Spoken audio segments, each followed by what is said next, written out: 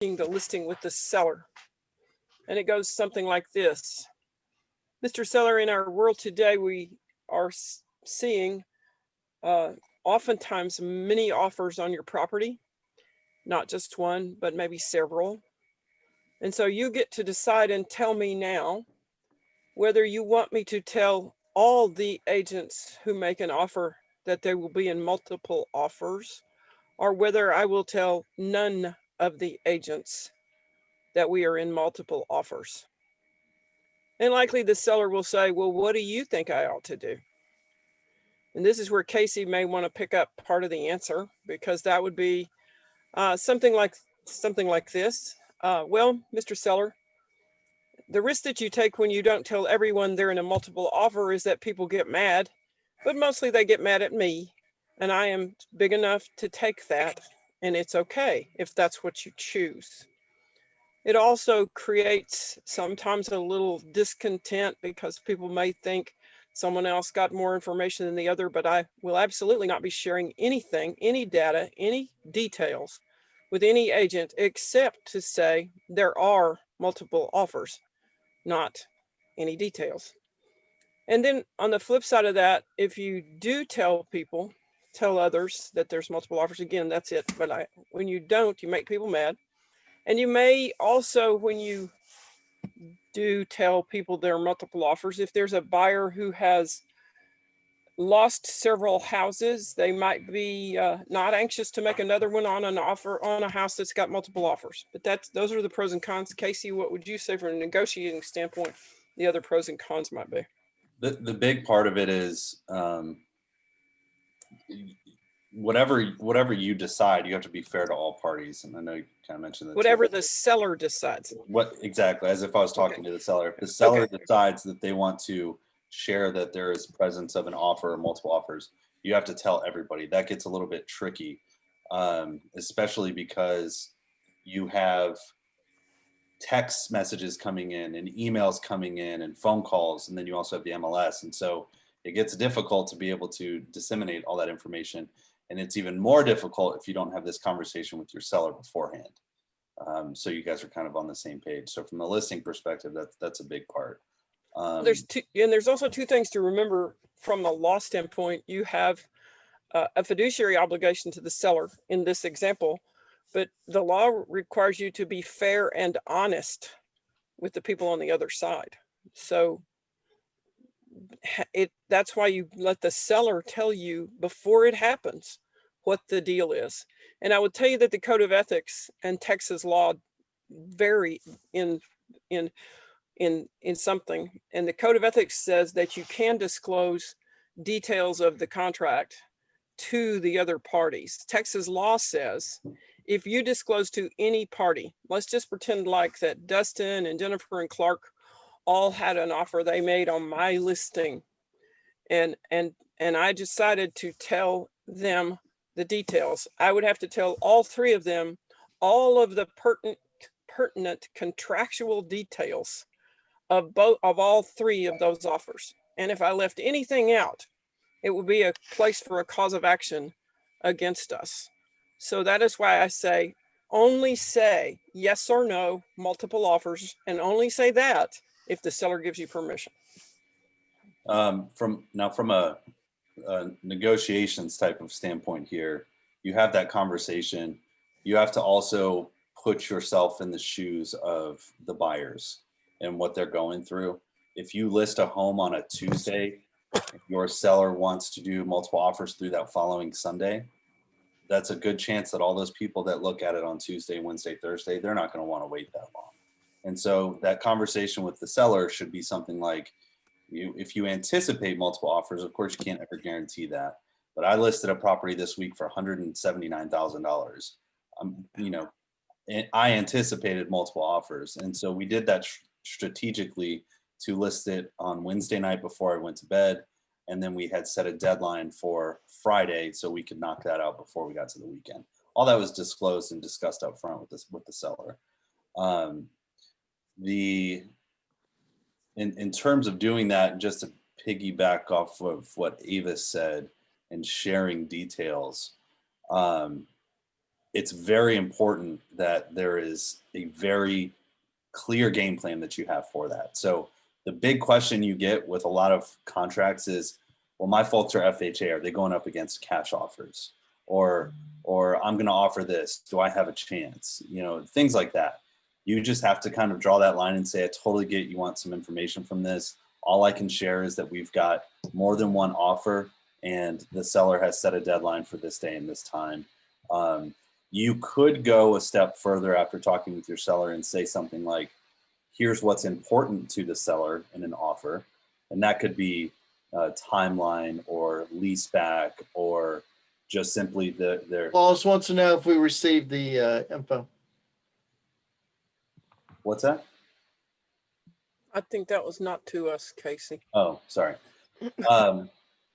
But have that conversation, and you just have to know, like what Avis says, whatever you share with one person, you have to share with everybody. Best practice is I typed up a text response when we got multiple offers and copied and pasted it to everybody that had text, that sent me a text message. That way they got all of the same information.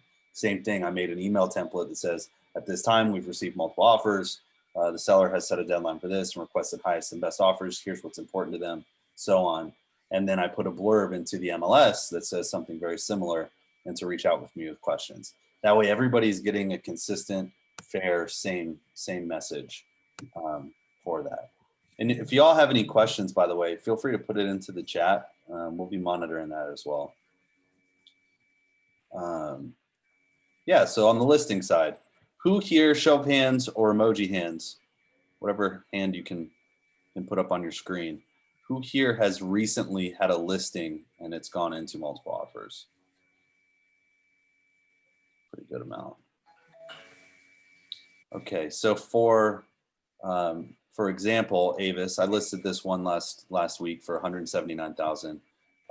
We received 18 offers in about 24 hours.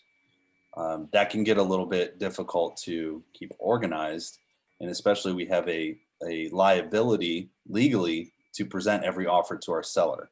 So Avis, from a legality standpoint, some of those offers were much less and some of them were much higher. What would that conversation look like with the seller to protect ourselves in that liability? Well, the one I know of who handled it the best was the one agent we've had that has the all-time record at 53 offers on a property. So if you beat 53, please call me. I want to know that story. And what she did is she did not print them all, but she took her computer to their house and she had created an Excel spreadsheet with all of the people and the price and the closing date and the closing costs and the various things. And the seller and she went over the spreadsheet and put them in 3 buckets. And I don't remember what she called them, but you might say, not a chance in the world. We're going to look at these people. And then the maybes, and then the top 5 or 10. And they had also, before that, had told everyone, we're in a multiple offer situation. You need to give us your highest and best offer. So everyone was told that before this occurrence with the seller took place.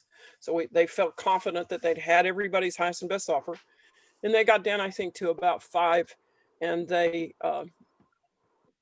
went back with the Texas Realtors form, I think it's 1924, but I'm not sure, that says, basically, we're not taking this, but we might take it if you did this, this, and this.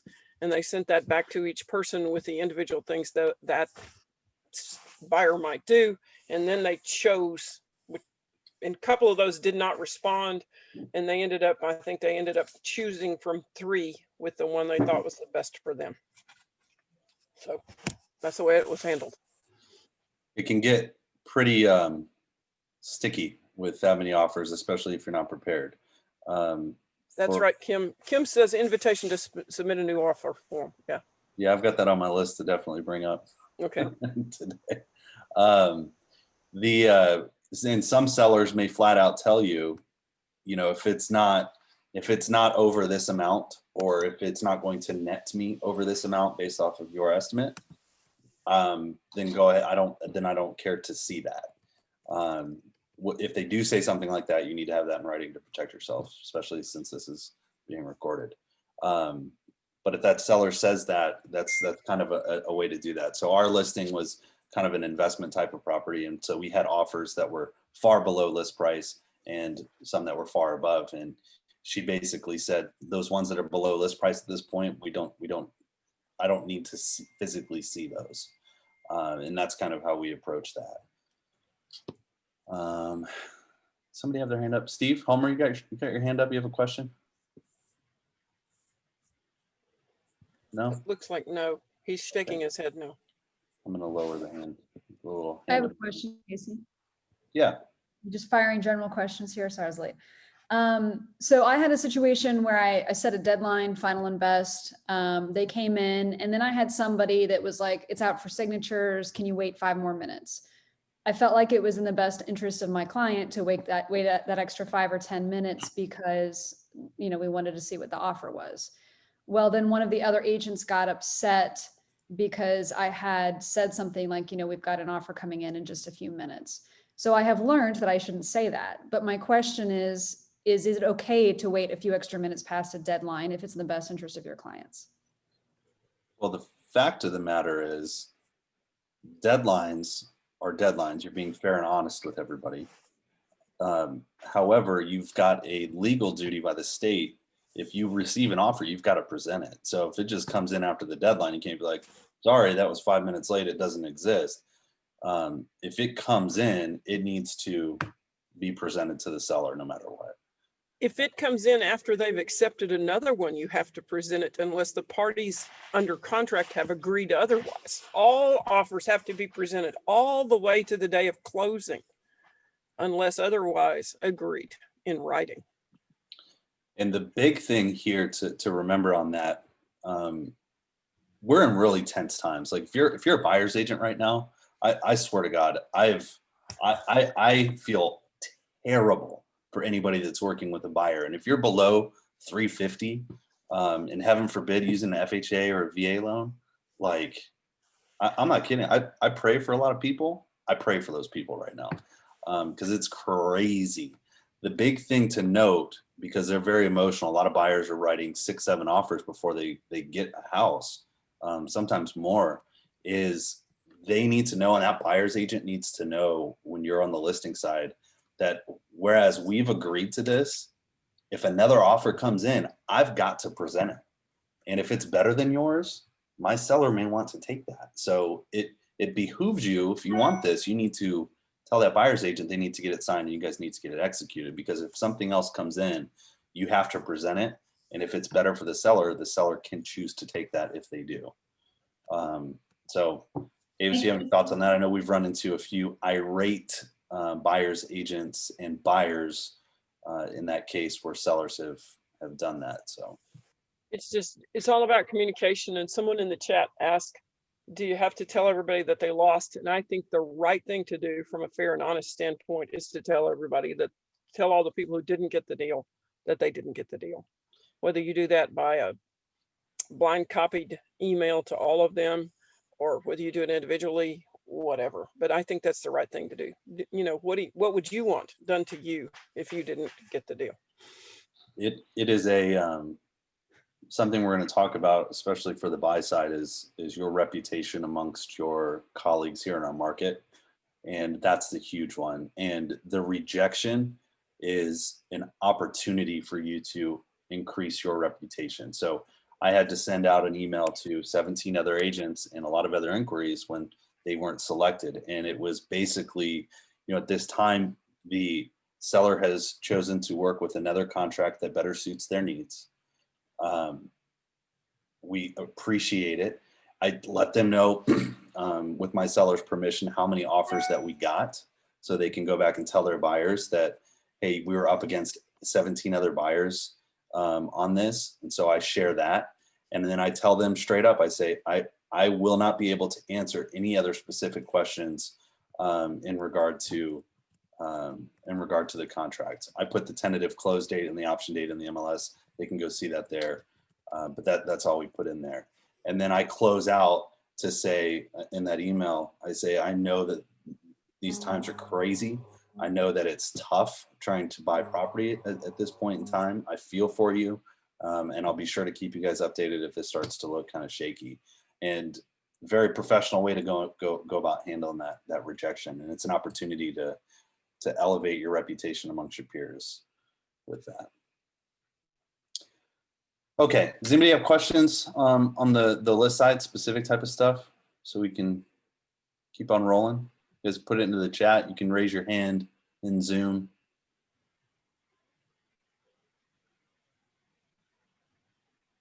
Anybody? No questions on the listing side. Avis, you got anything else to add? April, do you No, have the any? only thing I was going to say, which I think is a little bit funny, but maybe not pertinent, the form that you were thinking about and that Kim put in the chat, which is called invitation to submit a new offer, used to be called rejection of your offer and invitation for a new one. And the industry didn't like being rejected. So that form, Texas Realtors changed that form and took out the word rejection. So I think if you're going to send the rejection email, you don't say, guess what, you've been rejected, because people apparently got their feelings hurt over that word. It is the decade of feelings now. So Yes, it is.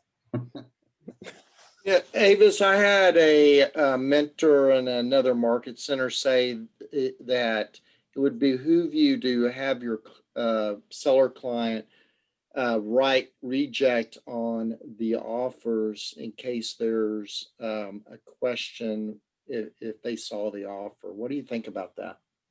Well, that would presume that you were going to print all 13 or 18 or 53. And I think perhaps in this world, I wouldn't ask them to actually write the word rejected on the offer. I would ask for maybe an email that the seller sends you after you've created a spreadsheet or whatever you've done to present them all, for the seller to say, I looked at these offers and rejected them. The one from Bill Vernon, Gabby, or the buyer's name, John Smith and Susie Smith or whatever, so that, and you could easily provide that to the seller for that information in a cut and pastable way, so they could send that back to you and say that. And that's just for your file. Because if an people can file any crazy thing they want to file, and I'm thinking this may be an ethics complaint that somebody could get. My offer wasn't presented. And in fact, one of the ethics complaints we had last year with the Georgetown office, among other things, that's the claim was that their offer was not presented, and it was, and we had a writing from the seller about that, and could have gotten one if we didn't, but we already had one, and that's what just kicked the whole thing out. Is we had an email that said that.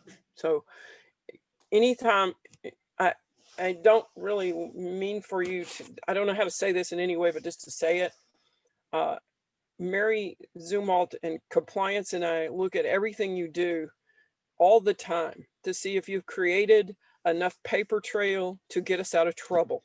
So the more paper trail you have followed up on, that you have provided us in your command rooms or whatever we call that stuff now, the better we are, the better off you are. And if nothing ever happens, that's fine. We've just got it. But people, besides the fact that y'all are dealing with multiple offers, I don't know if you've noticed this, but people are a little crazier now than they used to be. Agents, buyers, and sellers, at least that's my experience. We've had things happen with buyers and sellers and other agents that I have never seen in my career in this last 6 months. Like crazy stuff, like stealing things out of the house and committing fraud and hiding things so the inspector wouldn't see it, and all kinds of stuff that I've never seen before. So Avis, I think people, you said that and everybody's heads collectively went like this on their screen. Okay. Yeah, and that's if you guys, and the way I explain things to my team when I kind of talk to them when things start to look a little hairy with somebody, I say, okay, I want you to picture yourself as a judge examining the facts from the outside. And if it's a multiple offer situation and maybe there's an intermediary offer and that one gets selected and there's some negotiations and it closes for less than what somebody else offered, and they come back and check that out, they're going to be upset. They may not know all the facts, but they're going to say, oh, you chose somebody in your own office and they closed for less than what I offered, and there's a good chance they're going to file a complaint.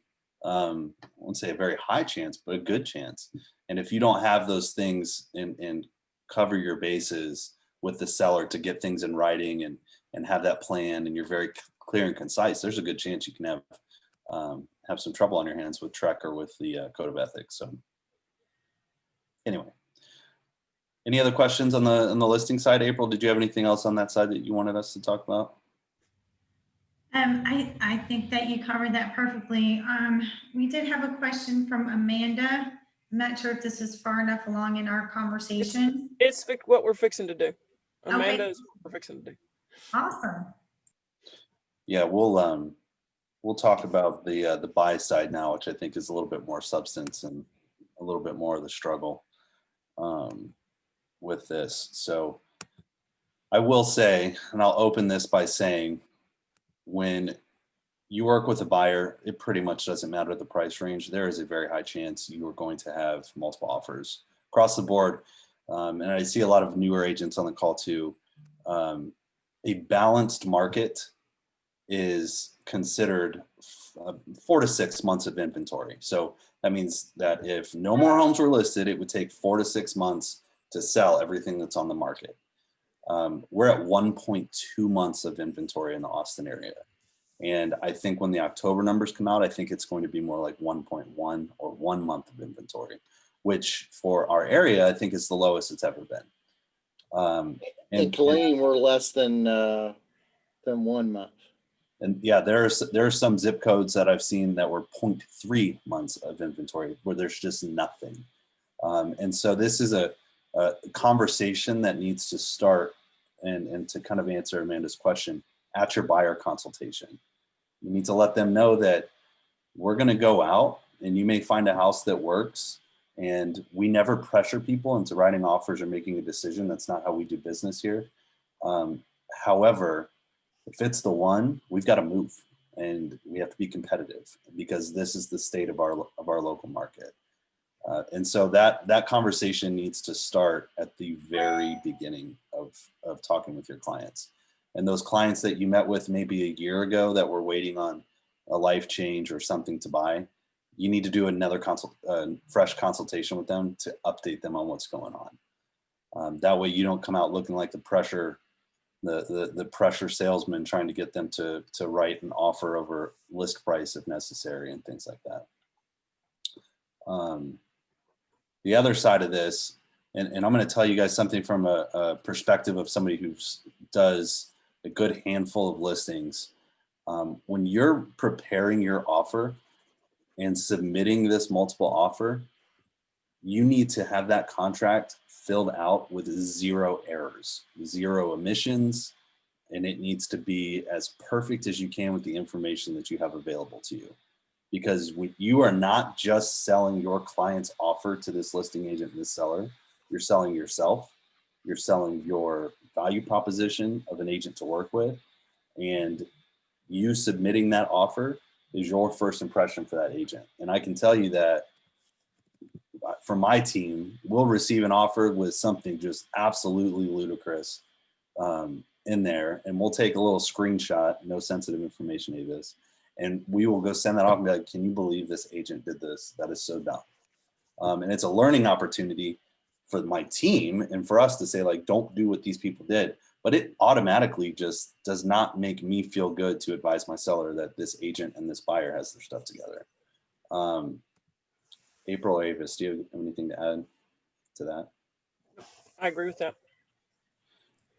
And if you don't know how to write a contract, then get in a contract class. Man, don't leave anything blank. And it's even a step above that too, because the right way to do a contract and the right way to fill something out and what things mean may not be the level of knowledge that the listing side knows. So not only do you have to know the contract and learn that, you also have to learn about what other agents don't know. That way you can present it in a way that's not going to hurt their ego and their feelings when having a discussion. You actually have to realize what people are doing. That's a common mistake out there when you write that out. Perfect example that I share frequently is on the third-party financing addendum. a lot of agents and brokers think that the appraisal being turned in falls under the amount of days that you put in the third-party financing approval there, whereas the appraisal is outside of that. And so a lot of times with multiple offers, you with your buyer's permission and with the lender's blessing, you may put something like 10 or 11 days in there, and the listing agent's going to come back and say something like, well, the appraisal's not going to be done in that much time. And so you actually have to know that that's a common misconception to be able to have that conversation with the listing agent without making them feel stupid. Does that make sense? It's a tough game that we are playing right now with this. The appraisal contingency goes up to 3 days before closing, right? Yep. Yeah. And so, but a lot of Used to go agents all the way up to the date of closing, but it was changed, what, the last iteration. And oh, by the way, we'll have new contracts next year. The commission is likely going to approve the contract. So we'll be doing a lot of contract training after November the 9th, 10th, whenever the commission meets. Yeah, so that's really kind of the big thing I wanted to harp on is your offer and your presentation of that offer to the listing agent is your first impression if you don't have an existing professional relationship with that listing agent. So that is a big key thing. Do we wonder how in depth we want to go with this? There are another thing I have written down in my notes, and Avis, I know you'll have input on this. Some agents and teams and brokerages will attach offer instructions in the MLS. And they say things like, if your buyer wants this many days, it's this much for the option fee. And this is the title company and all this other thing. So Avis, yeah, what are your thoughts on those? No, it's not my thoughts. It's what does the real estate commission have to say about that? If a particular seller has said to you, Kasey, I won't look at anything, or I don't want to see anything that's not got $750 for an option fee and a 4-day option time and $2,500 in earnest money and all of these details. If a particular seller says that to you, then you can repeat that information to the buyer's agent. The commission looks at agents who create offer scenarios to recommend to all buyers as a way for an agent to keep from presenting all offers to the seller.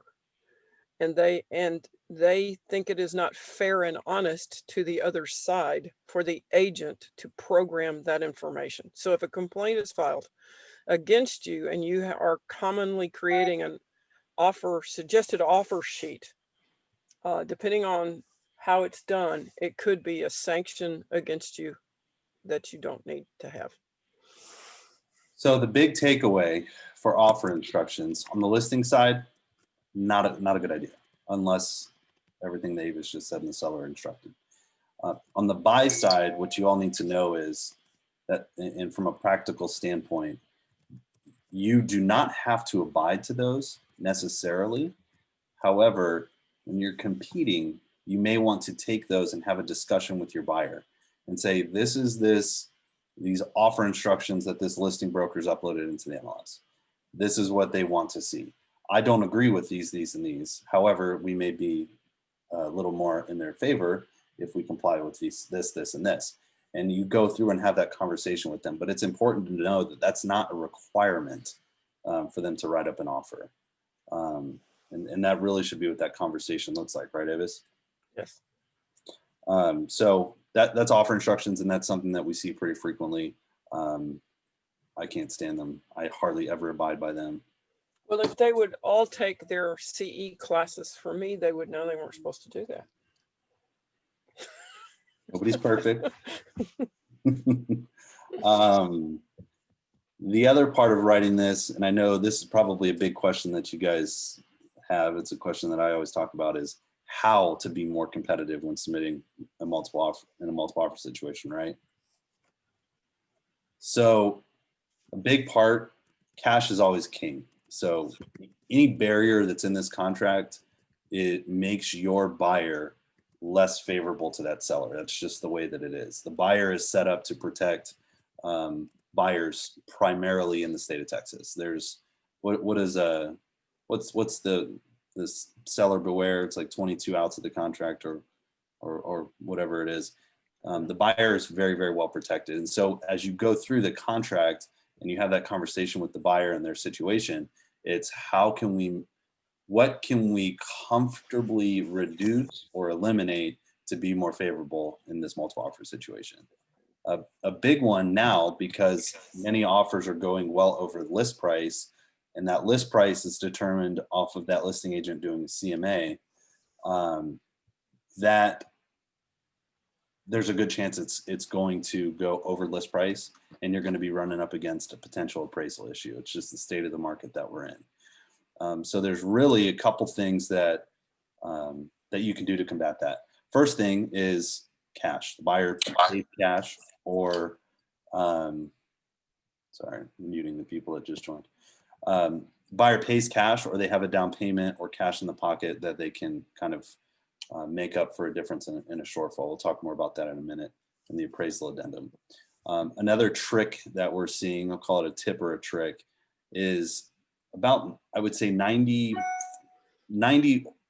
or more of the time for resale contracts, we see that the seller pays for the owner's title policy from the title company. That's an expense that reduces the seller's bottom line roughly, depending on the price point, about 1%. So if it's a $300,000 house, that reduces the seller's proceeds by about $3,000. A lot of times in multiple offer situations, you need to explain this very thoroughly to your buyer. You can mark that as a buyer's expense, which increases the seller's bottom line by about that 1%. And then you aren't increasing that sales price to get there. So Avis, you have thoughts on that? Sorry, I was responding to a question in the chat and I wasn't listening to you. You're good. But that's a way to kind of go. And so at lower price points, that makes a big difference. I mean, if you have a $300,000 house, that's $3,000 in the seller's pocket versus going to $303,000 on the sales price if you're already pushing it. Of course, that's going to increase the buyer's closing costs by that amount. So they have to be aware of it and they have to be okay with it. But that is one way, if you're worried about the appraisal, to be a little bit more competitive. It's also something that you will need to mention that when you submit the offer, because that whole paragraph, listing agents will typically say, oh, cool, they put my title company, and then they move on. They don't look at that checkbox. So you specifically need to say, hey, we mark that as a buyer's expense, by the way, which increases the proceeds to the seller. And so that was one tool that we used for that. Of course, you know, surveys can be a buyer's expense or a seller's expense if a new one's required. That's, again, up to your buyer and kind of their bottom line and how much cash that they have in their pocket. The other part, home warranties, they're nice to have. The vast majority of people honestly don't use them in their first year of living in the home. That's what the statistics show. That's how they make their money, is by people not using it or denying claims. And so that's a good hard conversation to have with your client. Say, hey, home warranty, it's one of those nice to have things. Is it mandatory? Not really. It's your option if you want to ask for it. They also have an option to go ahead and just buy themselves one at closing. The close date is dependent on what the seller would like to see, I think. And that's just kind of a conversation to see how much information you can get out of the seller. And we'll talk more about that. And then the last thing, the option period, I'll say that is as much as you can kind of get away with, and having a good pool of inspectors in your pocket that can get out there quickly, that you work with frequently, and that you can text and say, what's your schedule? I'm in another multiple offer situation. That's going to really be dependent on that. I've seen a lot of people do crazy stuff and then try to extend it later and down the road. So, you know, that's kind of case by case with that. But the big part that I was hoping to talk about and kind of get your thoughts, Avis, on the third-party financing and the appraisal addendum. Because the appraisal addendum is a newer form. It's only been around, I think, for 2 years. And it was kind of a change in the dynamic of our market, and it's being used a lot right now. Avis, what are your thoughts on the appraisal addendum? Well, personally, I can't stand it.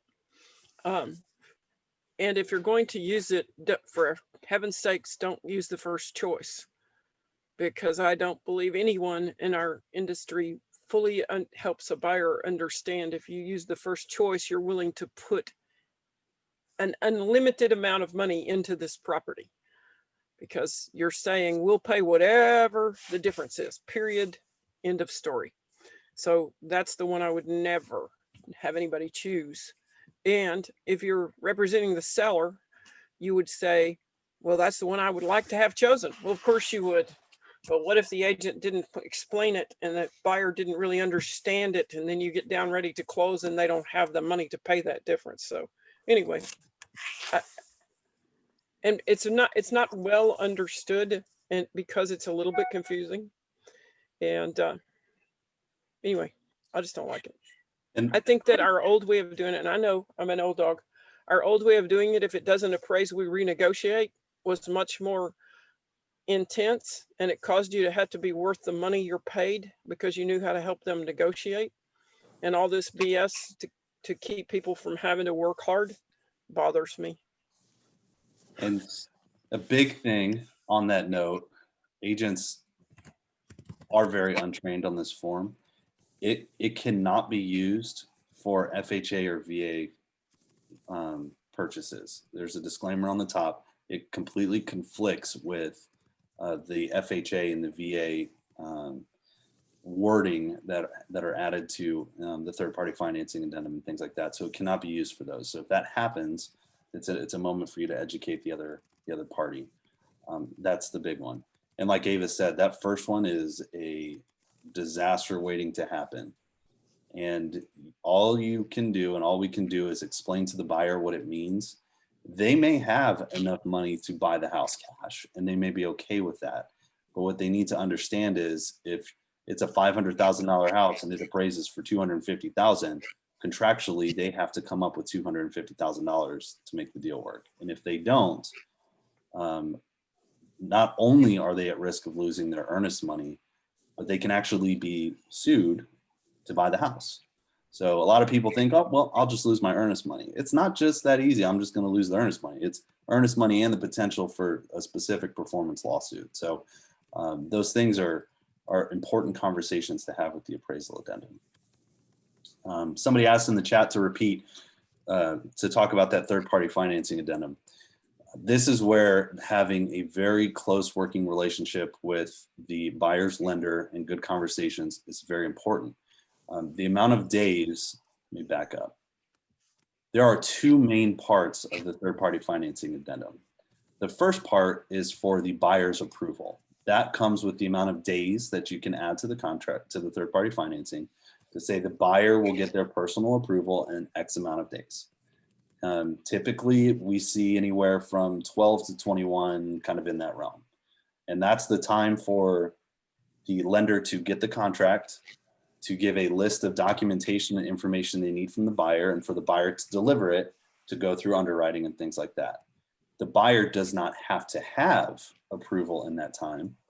That's just the time that we have allowed to protect the buyer, for them to go through and do all that and make sure that they're comfortable and that they're going to be approved. So that's thing one. You do not have to have buyer approval in that deadline. That is just the protection window that you have. Right? Well, that's correct, but you got to be very, very, very confident that they're going to get buyer approval, not just a little bit confident. Yes. And some lenders put buyers completely through underwriting first, and that's a very easy thing. Some of them do a pre-qual and they haven't even seen a tax return. That's all things that you have to have that conversation with the lender, because you can be way more competitive if you put something short in there. But you have to be able to know that lender is going to be able to get that done. Otherwise, your buyer is going to be in a predicament. And so that is around the buyer's personal approval. And so that is basically all that that is. Now, the second part of the third party financing, which is from the moment it is executed up until 3 days prior to closing, is the property approval. That's the appraisal. That is the insurability of the property. That is making sure that the lender and the title company have looked at it and they say, we can lend money on this property based on the information we have about the property. And so that is the deadline for your appraisal with the property. And that is a huge misconception, to go back to what we said earlier with many agents and brokers. They think that if you put 14 days in the amount of days under buyer approval, that the appraisal has to be done. And the appraisal is related to the property. Any questions on that?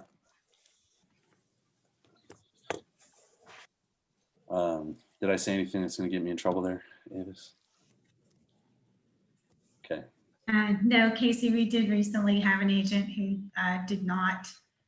So the client had a large down payment conventional loan, used a third party contract addenda, and did not realize that that only protected the lender. So we have a separate form, I think, that Texas Realtors has. So I don't know if we wanted to talk about that. Well, that's the one that Kasey and I have been talking about. That's the appraisal addendum. And that only reason that you really have to use that form is in a high down payment conventional loan. Because for the minimum down conventional loan, you've still got negotiation as your tool. There is no contingency for a high down payment conventional loan in the third party addendum. So that's the only, since you don't use that addendum for FHA and VA because they have federal law that rules what happens with the appraisal in those two instances. So the only time that appraisal addendum, in my opinion, should be used is with a high down payment conventional loan. Yep. And we've been in a situation where we had an offer that was at 50% down, and we'll just say at 300,000, and they were putting 150,000 down, and it appraised at 280,000. And that buyer's agent came back and said, well, we didn't appraise, and so we're going to want to reduce that sales price. Well, fun fact is it doesn't say in that case that it has to appraise at 300,000. It just says it has to satisfy the lender's underwriting requirements.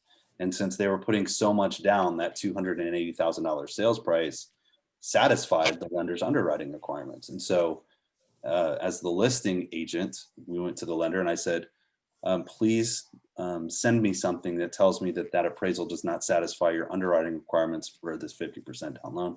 They could not do it. Our sellers made $20,000 more, and we proceeded. Many agents and brokers will think that it has to appraise for that sales price and will misinform their client, and they will come down on that. Now, that's not something that you need to go take advantage of necessarily, but it's something that everybody needs to be educated on and that you need to be aware of.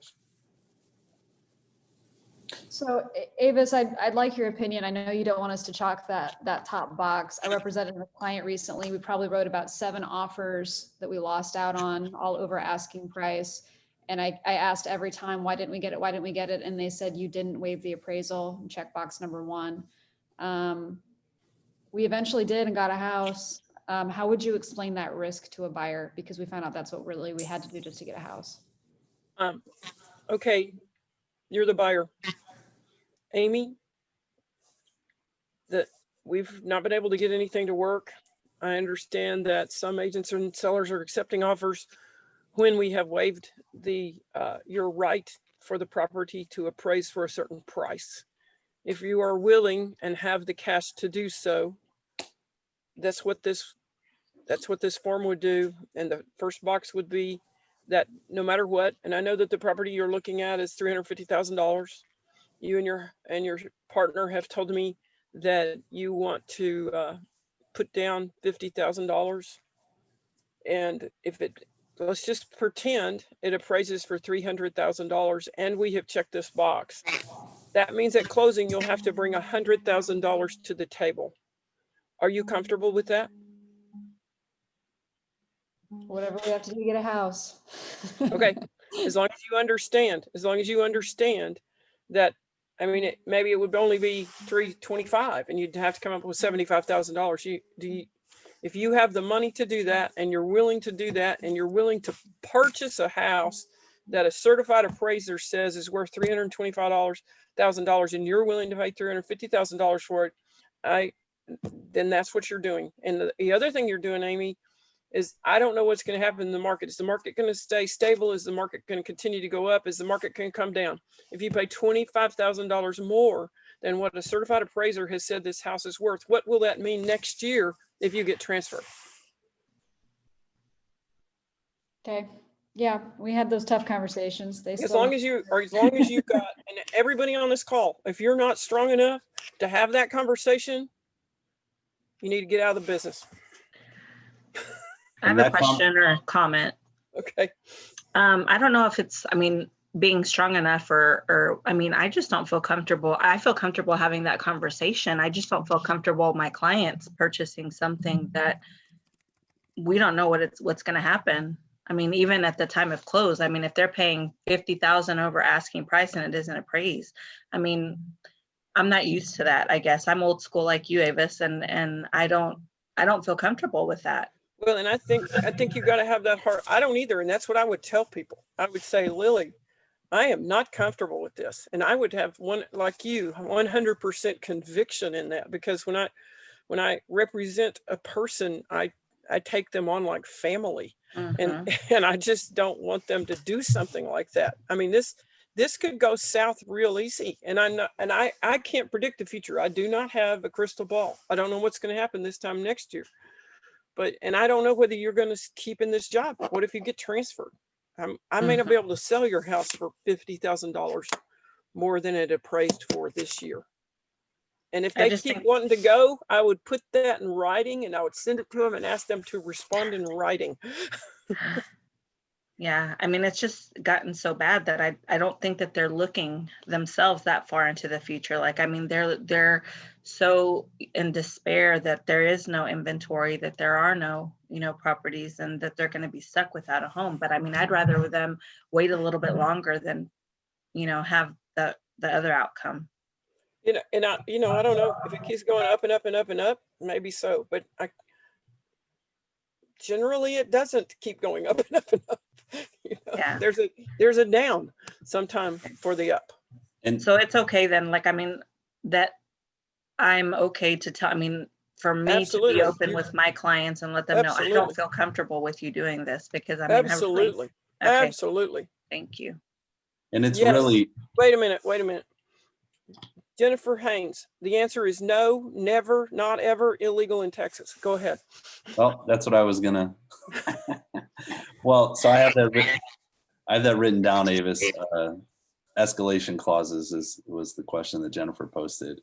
The question that I was going to bring up is what to do if the buyer insists on having that in there and they themselves or the attorney wants to write it. And an attorney writes it, you can do it. If an attorney writes it, you can do it. But if it is presented to you and your seller, the seller has to have an attorney represent them and interpret what that language means. But it cannot be written by a real estate agent. And escalation clauses, you guys will hear that term, is a very, I won't say very popular. It is a practice in other states like Florida.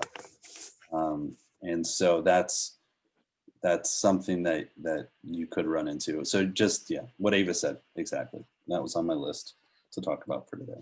Well, if you want to go back into Dark Ages and read an article that an attorney and I wrote that was in the Texas Realtor magazine some time ago on that issue, you can certainly read that. Can you guys kind of describe what an escalation clause is? Like, yeah, my buyer will pay $1,000 more than the best offer you got. And it can go on and on forever. Well, it doesn't mean anything. I mean, what I just said doesn't mean anything. So let's just say I've got an offer from Lily and Mary and Kasey. And Mary says, my buyer, Mary wouldn't say this. That's why I'm using her, Mary Z, as an example. My buyer will pay $1,000 more than the best offer you got. And the best offer I got was from Lily. and it was for $325,000 on a $315,000 house. And I say, well, Lily, I'm sorry, I got a better offer than that. Can you top that? And she says, no. And so then I go back to Mary and I say, okay, the best offer I got was 325. You said you'd pay $1,000 more. That's 326. And Mary says, oh, I'm sorry, we bought another house. I can't enforce that on her because it wasn't a contract. It was an offer. And I can't, and she didn't, there's no way to enforce that. And I want you guys to picture this, okay? The most volatile real estate markets in the country are states like California, Florida, Arizona, Nevada. Where do you think things like this is common? Those kinds of crazy, wild markets. Picture this. Picture April selling her house. We receive an offer with an escalation clause. April goes to her best friend / neighbor and says, can you make me a high offer on my house? And then they have an offer and they can go back and artificially get these people to come up. It is wrought with ethical, moral, legal, like tons of potential issues. And we don't do it. So that was the big thing. The other part of this, talking about emotions in Avis, love to get your broker direction on this. Many buyers and many agents are recommending and insisting on, we'll call them buyer love letters to accompany their offers. So Avis, we'd love to hear your direction on that. That industry has construed that to be the potential for creating a violation of fair housing, an attempt for the seller to choose one buyer or another based on whether they love dogs or love cats or don't love cats or don't love dogs or don't love children or any other thing that might be put in writing, and the seller chooses that buyer for all that stuff, that cute little things that you put in writing or that the buyer put in writing. And then it turns out later on that the seller chose it for reasons to discriminate against someone. So we just aren't doing that. So no, don't write a love letter to the When seller. you're the listing agent, Avis, and you receive those letters, typically what I say is, I've received a letter. I don't want to present it to you. I'm afraid it's a fair housing violation. Do I have to? Because it's part of the offer. It's up to the seller. In that example, it would be up to the seller whether they wanted to see it. Okay. So Francis asked, how do we address an offer that comes in with an escalation clause? You present it to the seller and tell the seller that it doesn't mean anything, likely doesn't mean anything. And it's not, unless it was written by an attorney, it may or may not be enforceable. If it was written by an attorney, the seller needs to seek the advice of an attorney before they accept an offer with an escalation clause. And I would send it back if it wasn't written by an attorney and the seller wanted to counter that offer, I would send it back with that stricken and initialed. And tell the agent to read some articles and pay attention. They aren't in another state, they're in Texas. Hey, Avis, are they writing that in the sales price blank? I assume they're writing it in 11. Paragraph 11. Special provisions. All right. So they're not actually offering a price on the house, or they are offering a price on the house and saying, we'll give you $1,000 more than your best Yes, or offer. whatever the number. $1,000 is a magic number. I'm sorry. Dustin just said horses are not a protected class. Yeah, and Amanda, to answer that question, tugging on the seller's heartstrings, there is an aspect of this that right now there's a little bit of do what you can to get your buyers the properties that they want. There are ways to have a conversation with that listing agent to say things like, oh, they've got horses. That is an amazing horse barn back there. They're so excited. It's okay to have a human conversation with somebody. It's when you start writing those things and putting them as a part of the offer and submitting them in a letter, that can then come back and potentially hurt everybody with a fair housing issue, or an ethics complaint or something. That's where it gets kind of iffy. But having just a human conversation with the listing agent to tell them about your buyer and why they love the property and why it's perfect for them, that's totally totally acceptable, right, Avis? Yes. As long as you don't go say some things like way across beyond the line, common sense. But yeah, those types of things are crazy. It's when you put it in writing and attach a picture to the letter and all these other things where you can find yourself in a sticky situation. Casey, you got a question, I think, for you in the chat from Shelly Ann. FHA and VA clients. So yes, very, very, very difficult group of buyers right now. The best possible thing that you can do with those is to go and have a conversation with the lender that the buyers have chosen and ask them to completely put them through underwriting up front.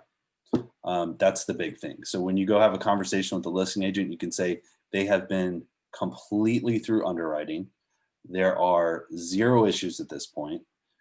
Have them have a conversation with that lender, and that lender needs to be on your team, proactive in having a conversation with them. That is the biggest thing. Leaning on your lenders and using them as leverage in multiple offers can be a very powerful thing. So that is when I submit an offer with a VA loan, it comes with wording in my email that I present it. And I say, this is their lender. I am a veteran. Luckily, I'm a veteran, so I have a little bit more say when it says I know how to do VA loans. If you're not, I recommend you go at least do the MRP designation. It's not a recurring fee, and it will give you a great overview about working with veterans. But anyway, I put in the email that I have closed X amount of loans with this lender with VA loans, and they've never let me down, if that's the truth. If you don't know that, and if it's a lender you don't know, then you need to reach out to the lender and say, hey, I'm writing this offer. Can you give me your value proposition with VA loans? Like what's your success rate? What's your close rate? How many VA loans have you done in the past year? Ask them those questions so you can put that into the offer. With FHA, it's a little bit more common, but still go get that information.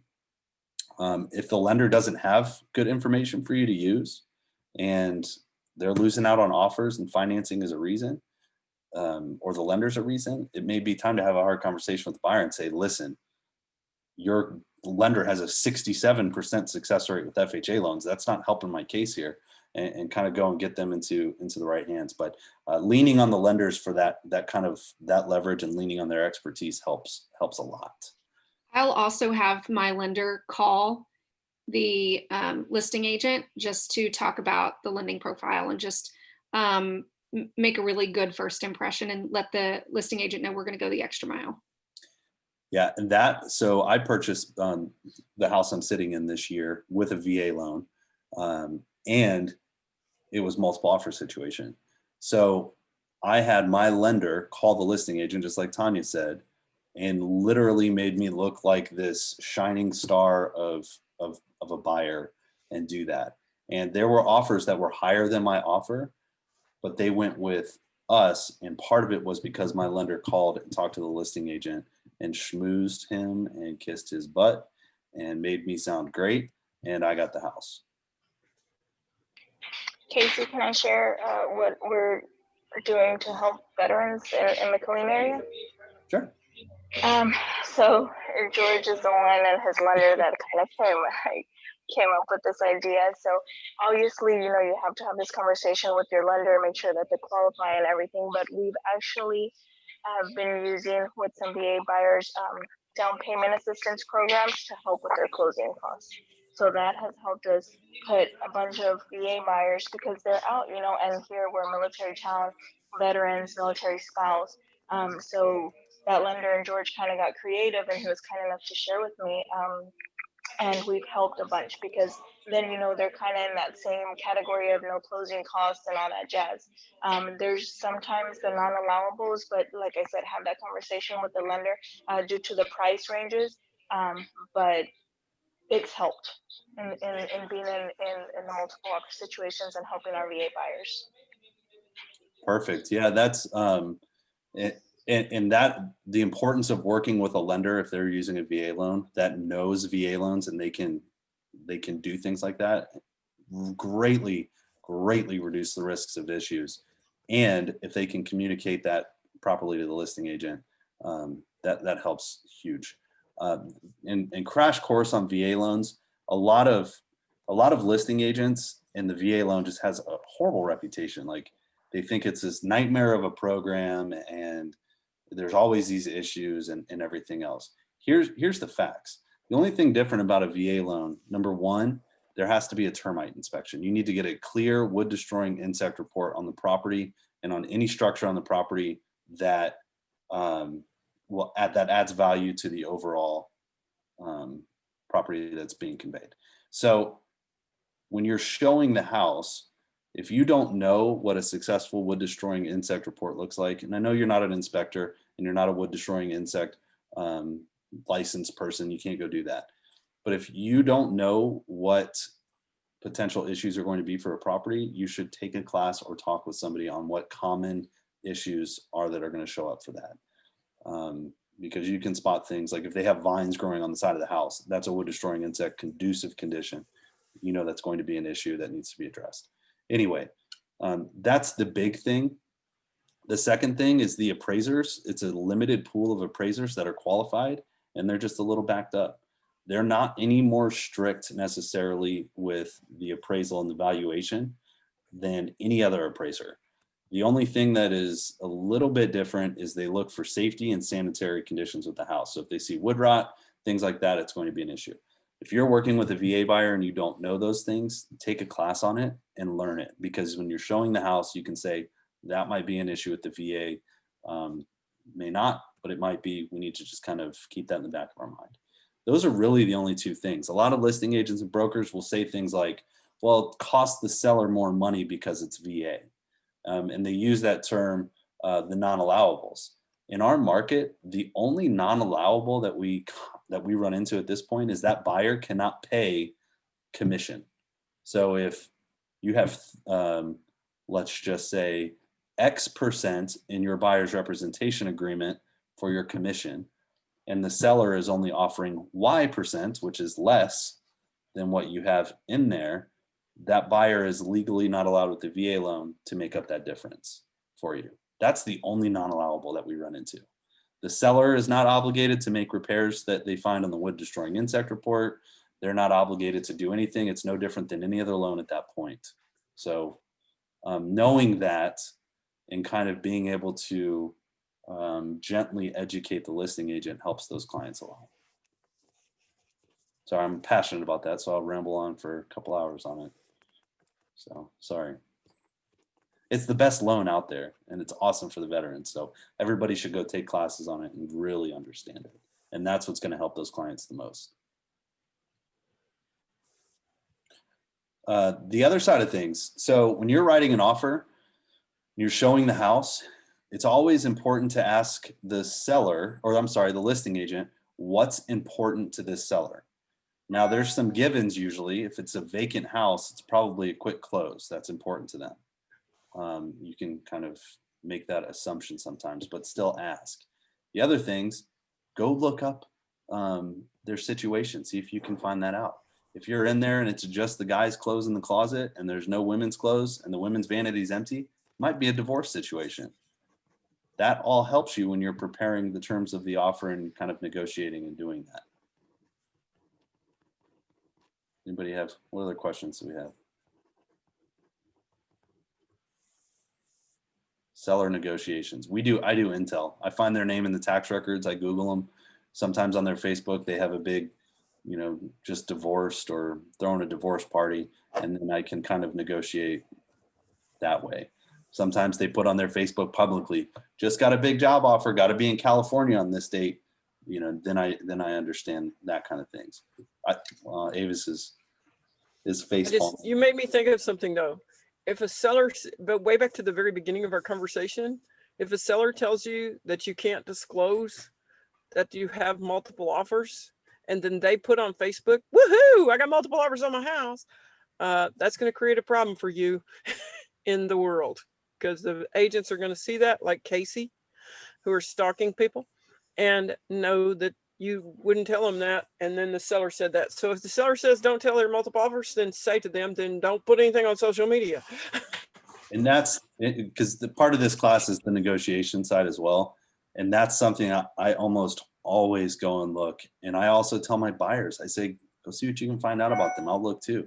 Sometimes you've got mutual friends, sometimes you don't. Sometimes stuff shows up on their Facebook. Sometimes you've seen sellers put something stupid like, oh, I just got an offer for 310 on my $300,000 listing. And I'm like, hey, buyer, maybe we should offer 311. Like it's all of that. So getting some intel is sometimes valuable from the negotiation standpoint. Also from the negotiation standpoint in this, if it is a divorce situation, we found success in pretty aggressive concessions during the option period, just as a side note, because if you go ask for $2,000 towards closing costs in lieu of some repairs, that's not $2,000 to a couple anymore. It's $1,000 from the buyer and $1,000 or from the husband and $1,000 from the other spouse. And so sometimes you can have a little bit higher success with those types of situations. Anyway, what else did I have written down here? So we talked about escalation clauses. Oh, Avis, I wrote this down.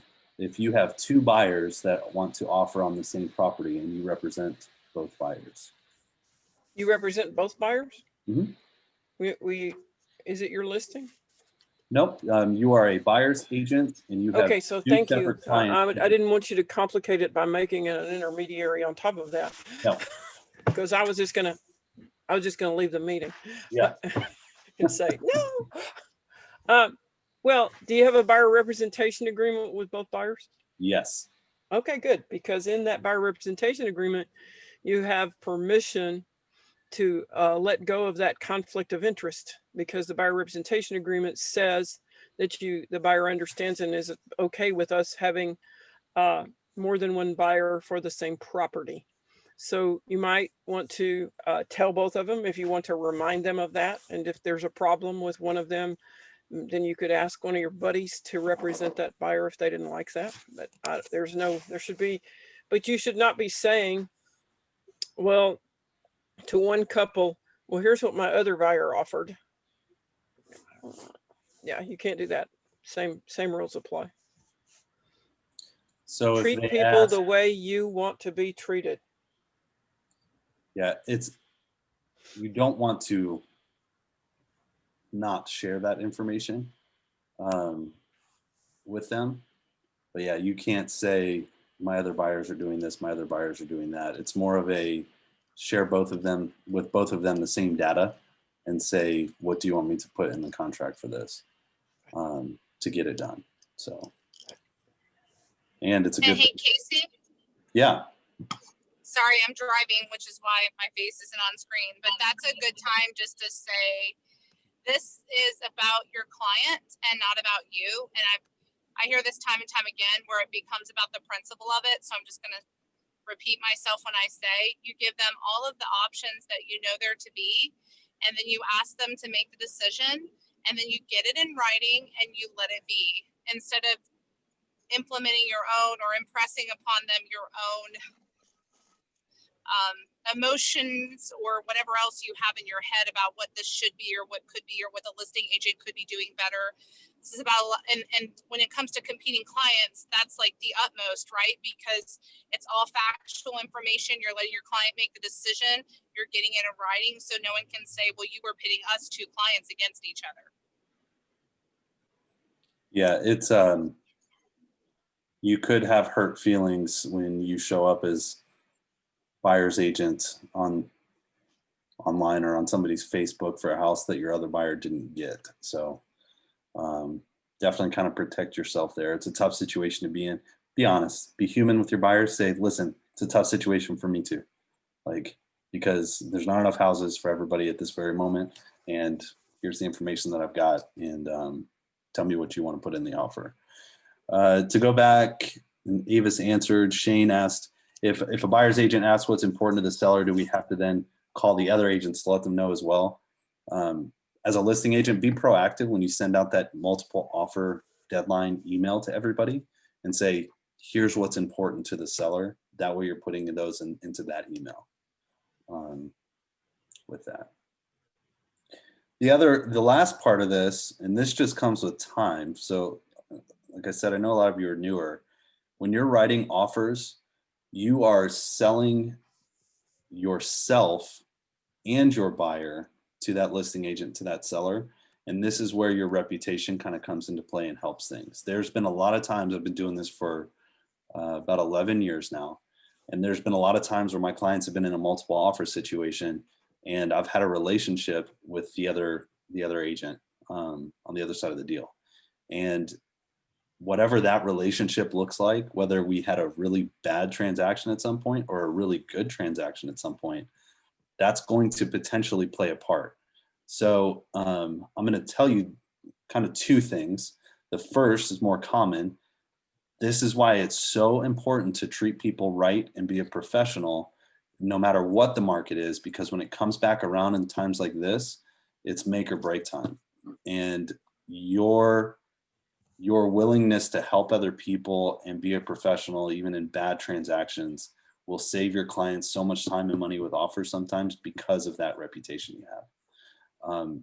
Now, to flip that coin, I don't think everybody on this call has a 100% perfectly healthy relationship with every other agent in the market.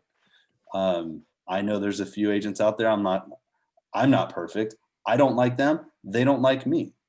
There's no hiding it. I don't even give them one of these when I see them at events. If I've got a client interested in one of their listings, is that going to do my client any favors? No, absolutely not. That's where having a real estate buddy comes into play, and maybe refer that buyer for that listing to write the offer and do some things like that. That's kind of drastic. But if it comes down to it and the relationship's poor, that may be something that you need to do, or salvage that relationship. Avis, do you have any thoughts on that? No, you did it. That was good. Yeah, sometimes my clients will send me a listing and I'll see the agent. I'm like, dang it. Like, I had a really bad transaction with them last year, and maybe I was having a tough time and lost my cool, and they probably don't like me. I need to figure something out because I'm a fiduciary to my client. All right, so we have about 12 minutes left. Okay, I have a question. Yeah, questions. So you just talked about that situation. So if you have that situation, Kasey, what do you do? If it's a poor relationship, I may get somebody on my team to write the offer. Okay.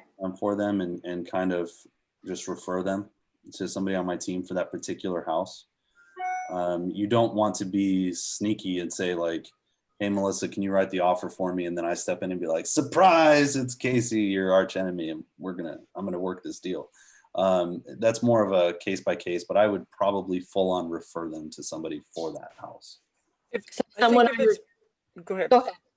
No, go ahead, Melissa. So someone on your team can't do it. They're too busy. What do you do? I lean on the best real estate brokerage in Round Rock. Okay. Somebody or in Williamson County. I think it depends on how bad the relationship was.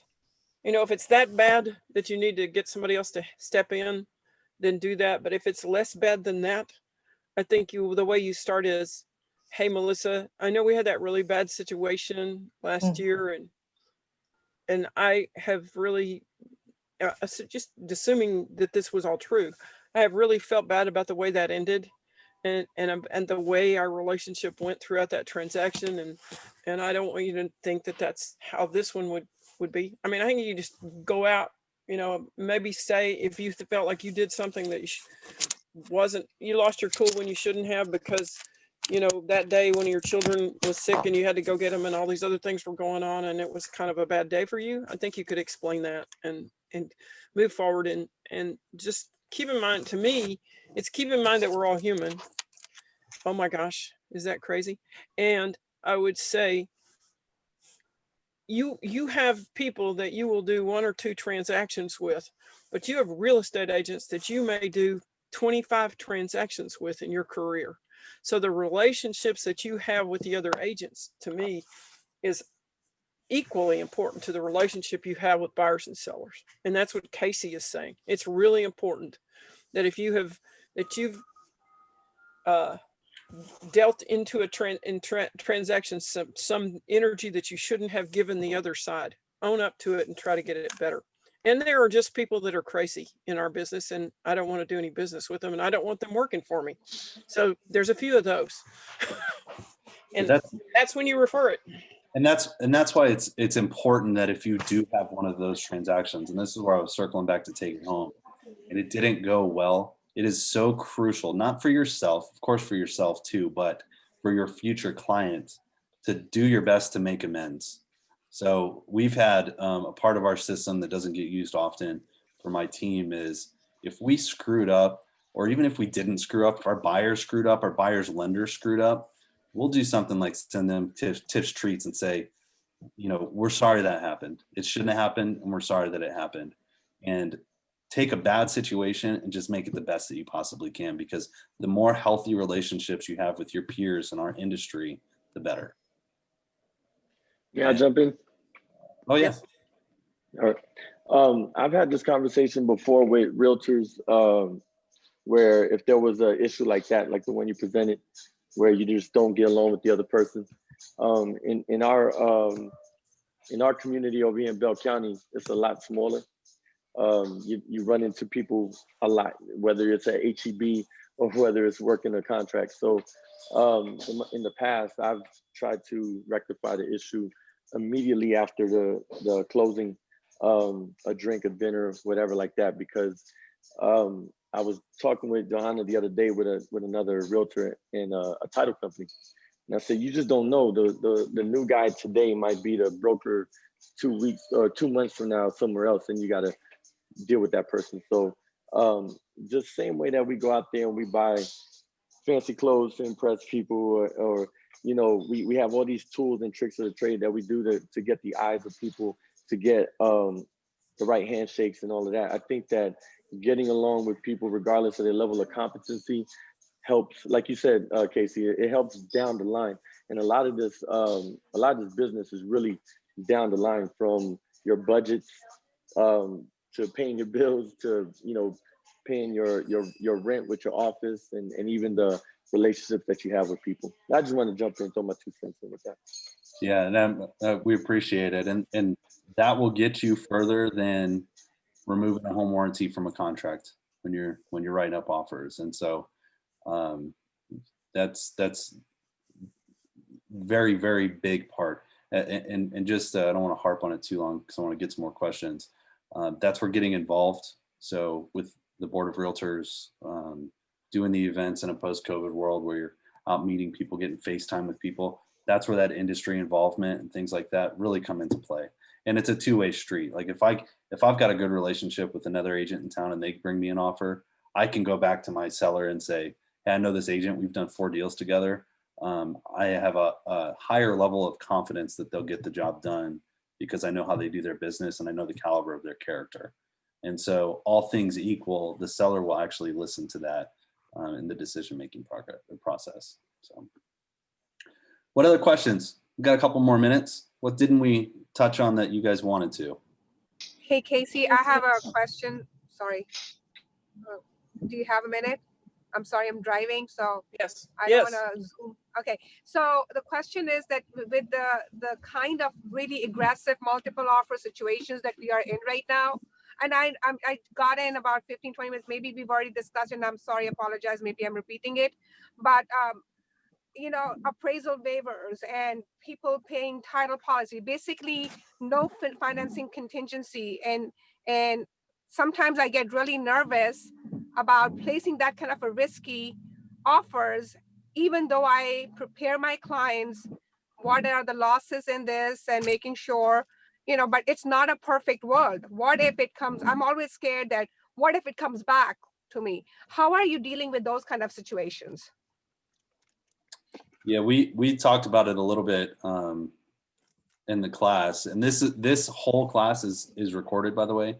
April's going to post that in the Round Rock Market Center, and so if you want to go back and kind of listen to that, we did talk about that a little bit. But it all starts at the buyer consultation, and that's where we address it now. Is to say this is the market we're in, this is what we're seeing happen. These are some things that we may need to do. And if that buyer's uncomfortable with some of that stuff and being in those situations, there's always rentals. So that's kind of where that starts, Shaista. So if you want to, April, you'll send out an email to everybody that attended, right?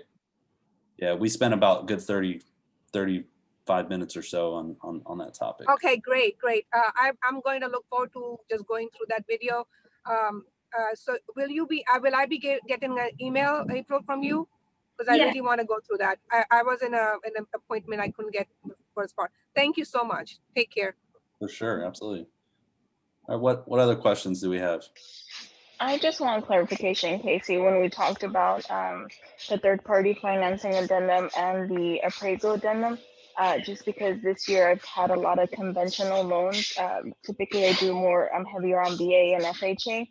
So Avis said that, it can be covered if the minimum requirement of the down payment, but sometimes that minimum is like 25%. So can I get clarification on when to add the addendum and when not to? Because essentially it changes the terms of the third-party financing addendum if it didn't appraise and then he has to bring a different amount I would in say cash. if it's less than 20% that the buyer is putting down, you're probably okay. If it's more 20% or more, you need to use the form. Casey, you disagree with that? That's accurate. If you're going to protect your buyer doing a high down payment percentage, if it's more than 20%, you can use the appraisal addendum to make it appraised for the sales price. If that's what your buyer wants to do. Okay, And that would be choice 2 or 3 on the form. Thank you. Absolutely. Good question. Not a fan of the form either, but here we are. All right, what other questions? We got a couple more minutes. Anything that we didn't talk about that you wanted to hear about? So everybody's going to win their next multiple offer situation. I'm putting it in the universe. It's going to be good. Avis, April, do you guys have anything to add? Nope. Thanks, Casey, for your time, and April for putting this together. Yeah, thank you both for sharing all of your awesome knowledge. And if you guys haven't done so, go vote. We're Early and often. breaking records with voter turnout this year. It's pretty awesome stuff. So, and is Kristen still on here? They made some good changes at the Williamson County Association this week, actually, at our annual meeting. So weren't a ton of people there, but